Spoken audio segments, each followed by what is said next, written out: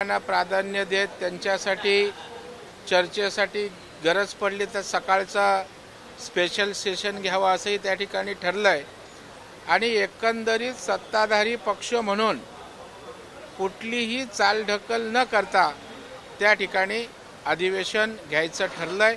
पुन्हा वाढवण्याची आवश्यकता वाटली तर त्या संदर्भात विधिमंडळ कामकाज सल्लागार समिती पुन्हा बसेल आणि त्या ठिकाणी अधिवेशनाचा कालावधी आवश्यक वाढला तर वाढवलाही जाईल। अजित पवार असं म्हणतात की लक्षवेधीचे प्रश्न उपस्थित केल्यानंतर मंत्री उपस्थित नसतात, त्यामुळे मंत्र्यांनी उपस्थित राहावं अशी देखील मागणी नाही, स्वाभाविक त्यांची मागणी रास्त आहे।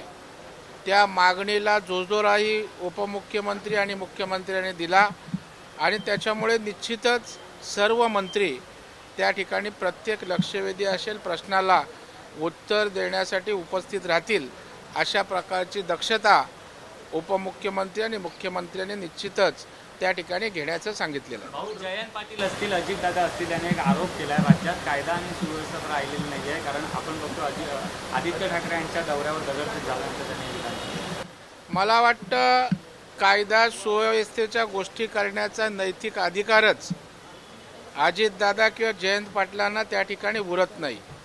याचं कारण महाविकास आघाडीचं सरकार असताना गृहमंत्री स्वतः त्या ठिकाणी तुरुंगात गेले, नवाब मलिक तुरुंगात गेले आणि गृह खात्याचाच भ्रष्टाचार घोटाळा या ठिकाणी राज्यातल्या जनतेने पाहिलेला आहे आणि त्यावेळेला राज्यात काय आबाळ होतं हे सर्व महाराष्ट्राने पाहिलेलं आहे आणि गृहमंत्री देवेंद्र फडणवीस साहेब आहेत आणि त्याच्यामुळे कुठल्याही प्रकारे लॉ अँड ऑर्डरशी तडजोड केली जात नाही। कडक त्या ठिकाणच्या कारवाया होत आहेत आणि निश्चितच क्राईम रेट कम्पॅरेटिव्हली आपण बघाल तर त्या ठिकाणी कमी झाल्याचा त्या ठिकाणी दिसेल। आणि एक खरं आहे की जी दगडफेक झाली ती निंदनीय आहे। दगडफेक झाली असेल तर त्याची चौकशी करून दोषींना पकडून कारवाई झाली पाहिजे, परंतु हेही बघायला लागेल की दगडफेक करणारे आपलेच कोण नाहीत ना। मग चर्चेसाठी काय बातम्या पाहिजेत म्हणून दगड आपणच कोणी फेकायला लावले नाहीत याची त्या ठिकाणी या चौकशीच्या दरम्यान माहिती पुढे यायला पाहिजे आणि जर कोण दोषी असेल, जाणीवपूर्वक त्या ठिकाणी दगडफेक केली असेल त्याच्यावर सरकार कारवाई करेल। जरी सरकार या ठिकाणी शिंदे फडणवीसांचं असलं तरी विरोधी पक्षाच्या नेत्यावर अशा प्रकारची दगडफेक त्या ठिकाणी समर्थन होऊ शकत नाही। देवेंद्रजी गृहमंत्री त्याची निश्चित गंभीर दखल घेतील आणि घेतलेली आहे। शिंदे फडणवीस सरकार अस्तित्वात आहे, पण आता उद्धव ठाकरे थोड्यापूर्वी सांगितलेले की जे अपात्र आमदार आहेत, जे 16 आमदार आहेत त्यांची अपात्र होण्याची दाट शक्यता असते। पुढे ते म्हणतात निवडणूक आयोगाने काय करावे सांगायचा माझा अधिकार नाही आहे, मात्र आमचे गठ्ठे बघितल्यानंतर गद्दारांनी सांगायला सुरुवात केली की सर्वात जास्त आमदार खासदार आमदार फळफुटांना पक्षावर दावा करण्याचा अधिकार नाही। मला वाटतं उद्धव ठाकरेंची कॅसेटच पुढे हलत नाही, म्हणजे त्यांना अपात्र आमदार गद्दार खोके इथंच त्यांची रेळ अडकलेली आहे। मला वाटतं त्याच्या पुढे जरा जायला पाहिजे। विरोधी पक्षाच्या भूमिकेत म्हणून राज्यातल्या जनतेला न्याय मिळवून देण्यासाठी सभागृहात कामकाज करा, रस्त्यावर कामकाज करा, परंतु शिंदे साहेबांच्या दबावानं भयानं एवढे पछाडलेले आहेत की त्यातनं ते बाहेरच निघायला मागत नाहीत आणि त्याच्यामुळे पळपुटे खोके गद्दार त्या ठिकाणी अपात्र याच्या भोवतीच फिरत राहिलेत। मला वाटतं जरा त्या कोशातनं बाहेर या, जनतेच्या प्रश्नांसाठी सरकारला काय सुचवायचं असेल सुचवा। आता अधिवेशन आहे, अधिवेशनात आदरणीय उद्धवजी ठाकरे साहेब आपण पूर्ण वेळ उपस्थित राहा ही एक नम्र विनंती आहे, कारण आपण उपस्थित राहणार नाही, नागपूरला येणार पण सभागृहात येणार नाही, त्यावरून लोकशाहीचा काय सन्मान करतो हे पण महाराष्ट्रातील जनतेनं या ठिकाणी पाहिलेलं आहे आणि न्याय प्रक्रिया जो योग्य निर्णय आहे तो घेईल। गठ्ठे कोणाचे छोटे मोठे, गठ्ठे खरे आहेत का खोटे आहेत हेही न्यायालय तपासेल, कारण आपल्या ॲफिडेव्हिटच्या संदर्भात आम्ही चॅनलच्या माध्यमातून बातम्या त्या ठिकाणी पाहिल्या, ऐकल्या, वाचल्या की बोगस ॲफिडेव्हिट घेतलं आणि न्याय व्यवस्था सगळ्या गोष्टीचं स्क्रुटिनी करेल, योग्य तो निर्णय घेतील, त्यावर आपण भाष्य करणं योग्य नाही। जनतेच्या दरबारात खरं म्हणजे भाजप शिवसेनेचं सरकार आलं होतं, आपण प्रतारणाने गद्दारी करत महाविकास आघाडीबरोबर सरकार बनवलं आणि त्याच्यामुळे आता नॅचरल सरकार बाळासाहेबांच्या शिवसेनेचं भाजपबरोबर त्या ठिकाणी आलेलं आहे। त्याच्यामुळे स्वाभाविक उद्धवजींना त्या ठिकाणी त्रास होणार आणि तो अधूनमधून अशा प्रकारे बाहेर येत असतो. भाऊ, संजय राऊत यांनी कालच्या सभेवर टीका केलेली आहे. कालची सभा म्हणजे एक फ्लॉप शो होता असं ते म्हणतात. नाही, त्यांना आता सगळेच फ्लॉप शो वाटणार. संजय राऊतांचे सकाळचे 10चे शो सोडले तर सगळ्यांचे फ्लॉप शो, आणि संजय राऊतांचे सकाळचे 10चे शो असतात ते सुपरहिट. त्याच्यामुळे त्यांची दृष्टीच त्यांनी भाजप द्वेषाची, शिंदे द्वेषाची कावीळ झाले. त्याच्यामुळे किती चांगला शो झाला तरी त्यांना फ्लॉप वाटणार. कोळी बांधव हजारोच्या संख्येने उपस्थित होते. त्यांनी सत्कार कृतज्ञतेपोटी मुख्यमंत्री आणि उपमुख्यमंत्र्यांचा ठेवला होता.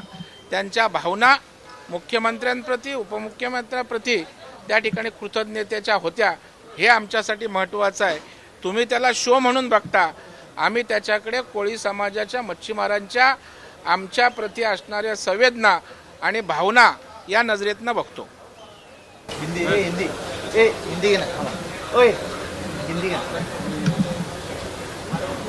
भाऊ, आज बैठक हुई लेकिन विपक्ष का कहना है कि 4 हफ्ते का समय पर्याप्त नहीं है, ज़्यादा समय बढ़ाकर करना चाहिए ताकि जनता की ज़्यादा प्रश्न वो उठा सके. नहीं, मुझे लगता है विपक्ष की ये तो मांग रहती है 2 आठवड़े का लेंगे तो 4 आठवड़ा क्यों नहीं लिया, तो विपक्ष मांग करते हैं. लेकिन सत्ताधारी पक्ष अधिवेशन ज़्यादा लेने के बाजू में था, आज भी है.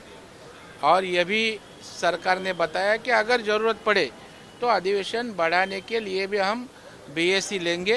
तो ऐसा कुछ भी नहीं, सरकार चर्चा के लिए तैयार है.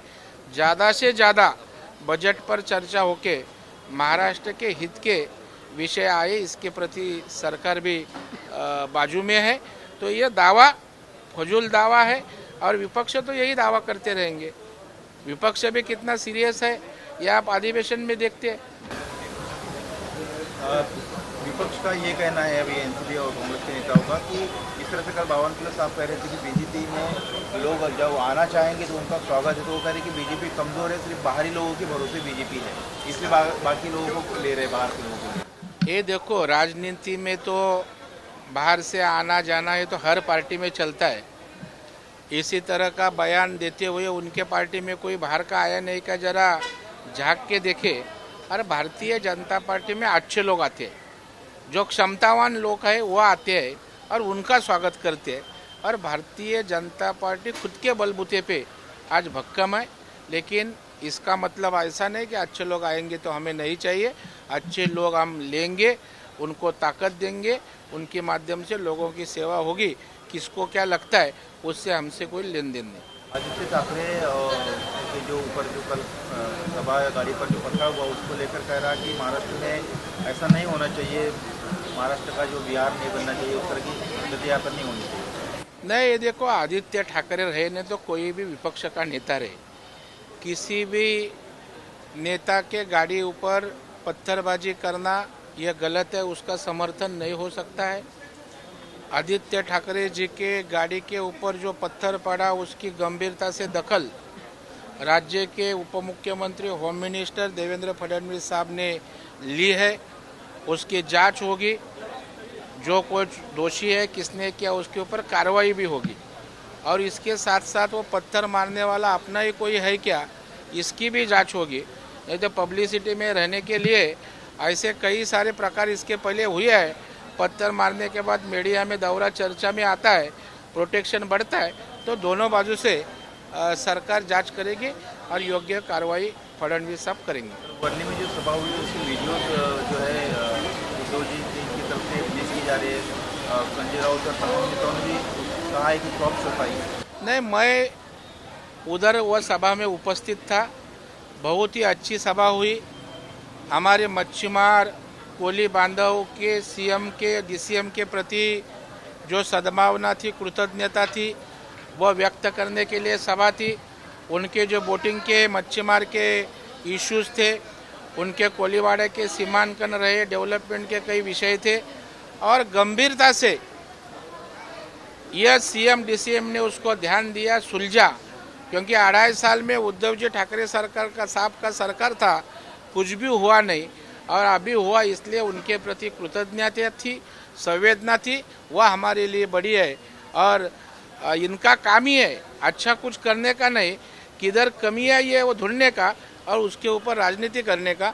बहुत अच्छी सभा हुई, मुख्यमंत्री महोदय का बहुत ही भावनापूर्ण भाषण हुआ कोली समाज के हित के लिए, और सरकार साथ में ये विश्वास दिलाया और बड़ी संख्या से आए हुए कोली बांधव समाधानी और खुश रहे। यही हमारे लिए, अब इनको राजनीति करना है, करने दो।